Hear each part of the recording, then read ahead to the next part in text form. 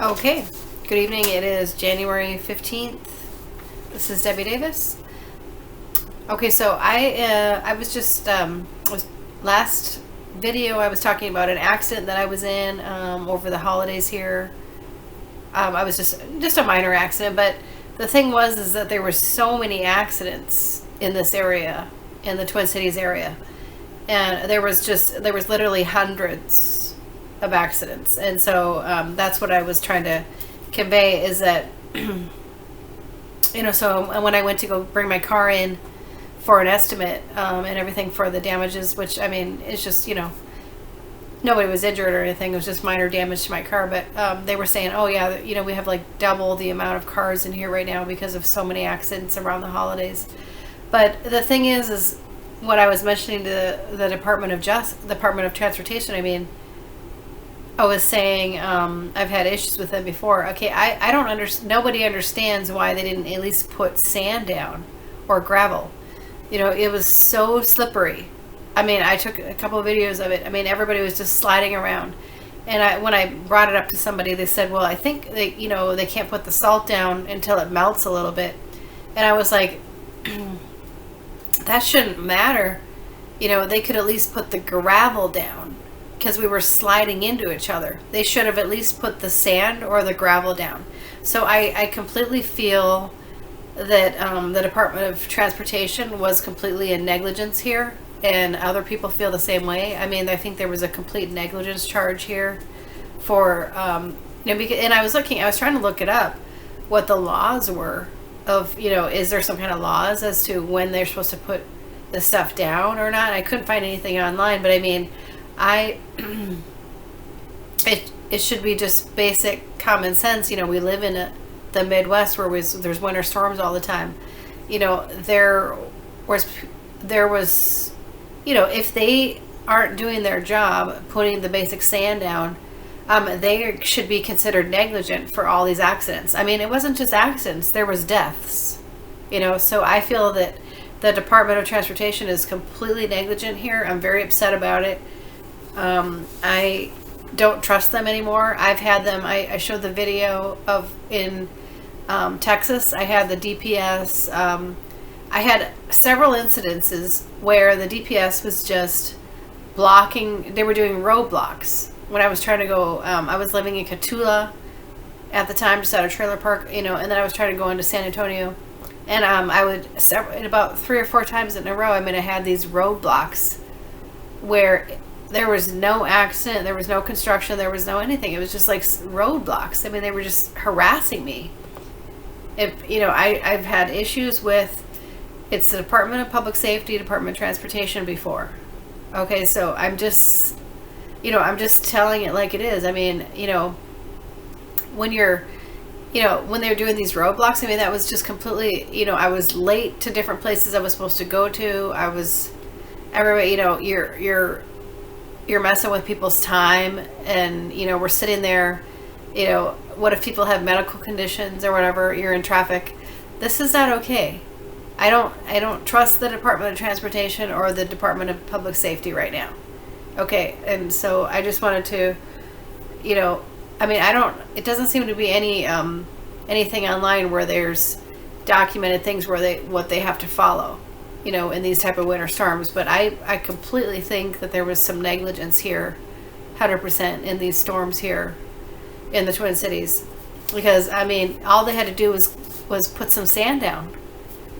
Really, all you had to do was put some sand down. It was complete black ice everywhere. Just some sand or some gravel. It's just, so anyway, but so there's some other news here I want to talk about. There is a new Speaker of the House, which is good.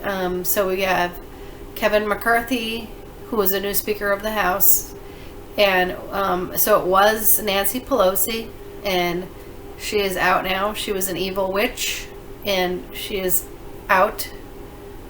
She is no longer the Speaker of the House, which is good.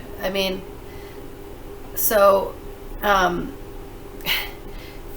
Speaker of the House, for those people who don't know how important that role is, okay, just some politics behind this, which I've kind of learned because I've a friend who was into politics for many years.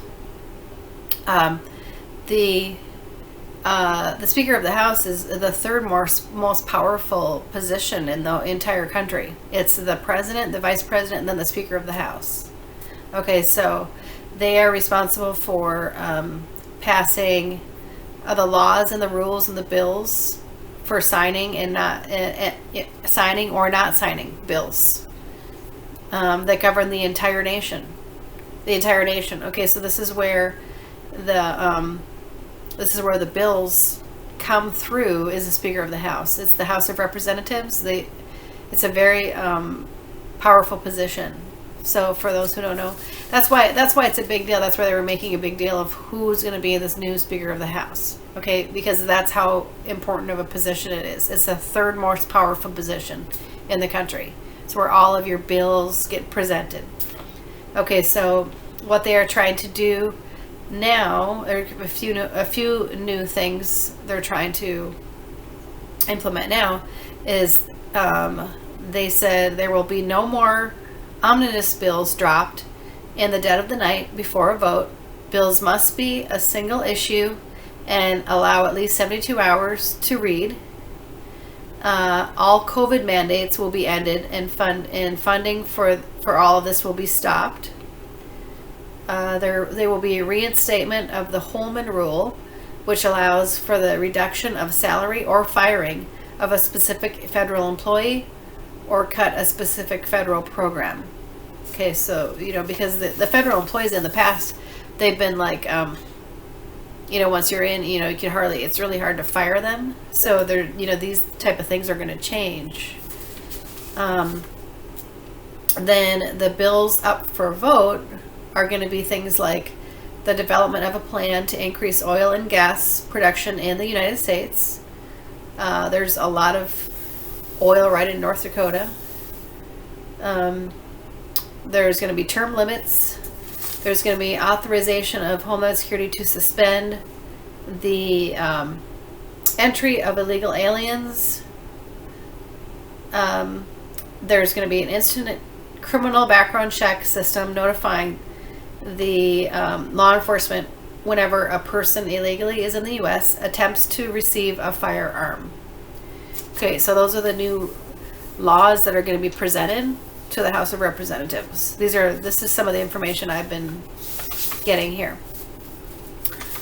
And then there's I just wanted to bring this up too. There's some news about some of the airlines, things going on with the airlines. There is several issues going on with American Airlines where they're announcing closure of several American Airlines routes. Okay, so if you're planning on traveling American Airlines, you should know about this.